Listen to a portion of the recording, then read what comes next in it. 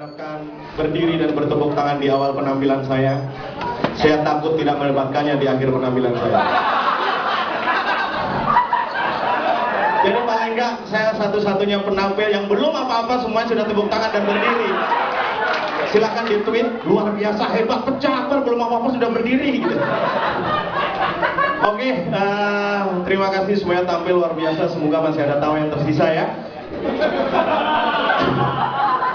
Semua punya agama, punya?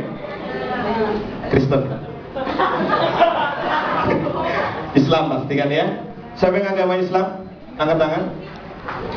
Siapa yang agamanya Kristen? Ngaku aja nggak akan diserang. Ya, tenang aja. Inilah di Indonesia, kita dari kecil sudah dibiasakan untuk kita berbeda. Contohnya Pak, mengenai agama di Indonesia tidak hanya manusia yang beragama, rumah sakit beragama, sekolah beragama, ya kan? Rumah sakit Islam, rumah sakit Kristen, ya kan? Sekolah Islam, apa bedanya? Kenapa ada beda sekolah Islam dan sekolah Kristen? Buat apa gitu kan? Apakah pelajarannya beda? Misal di rumah sakit, misal di sekolah ya, misalkan di sekolah Islam gitu kan ya, paman memelihara 3 ekor sapi. Apakah di sekolah Kristen paman memelihara 3 ekor babi? Sama kan, buat apa dibedakan gitu kan? Atau misalkan di sekolah Kristen 1 tambah 1 pasti 2. Oke, di sekolah Islam 1 tambah 1 insya Allah 2 bu.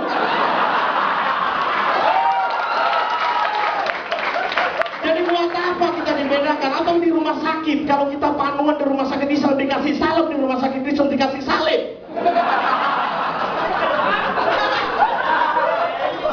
Buat apa kita dibedakan mulai kecil? Atau jangan-jangan gini, kamu kan Kristen jangan melahirkan di rumah sakit Islam. Kenapa? Itu bayi begitu lahir suruh bismillah baru nangis.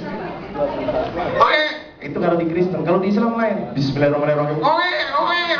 Ya kan nggak mungkin gitu kan? Atau misalkan gini, dokter gitu, kalau mau nyuntik kelihatan pantatnya, assalamualaikum, jus. Atau kan di Kristen, haleluya, jus. Kan nggak mungkin gitu kan? Kenapa? Karena kita sejak kecil oleh orang-orang yang tahu terdahulu ditanamkan sekolah Islam, sekolah Kristen, kamu Islam, kamu Kristen. Kita berbeda gitu kan ya? Harusnya gitu misalkan, kita di tengah jalan ya, di tengah jalan yang ada hanya gereja, lainnya sudah tempat kotor, adanya gereja, kita mau sholat, boleh nggak kita numpang sholat di gereja? Saya yakin walaupun kita sholat di gereja, pahala kita tetap diterima, setuju? Ya kan, benar. Kata orang Islam nih, orang Islam, jangan sholat di tempat saya loh. Kalau masjid adalah rumah Allah, berarti gereja kan rumah anaknya.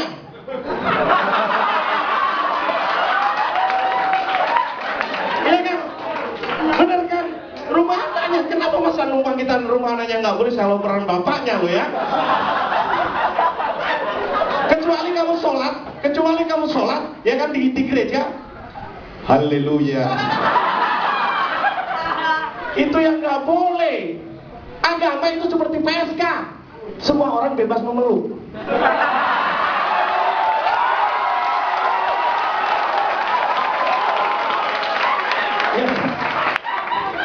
Semua orang bebas memeluk, terserah.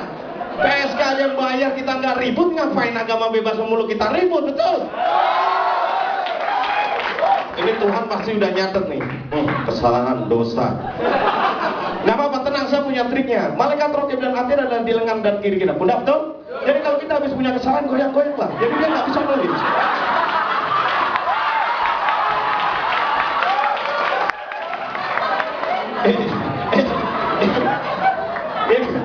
Dia nggak akan bisa nulis di sini.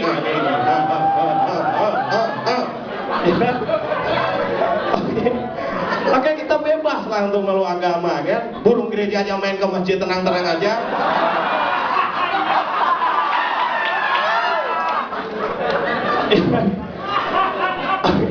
Jangan ngomongin agama lah, lama-lama ini bahaya ini ya kalau ngomongin agama.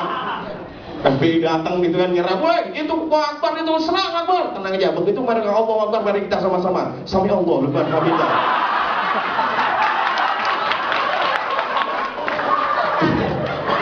Oke, baik ya. Terus kita ngomongin lagi.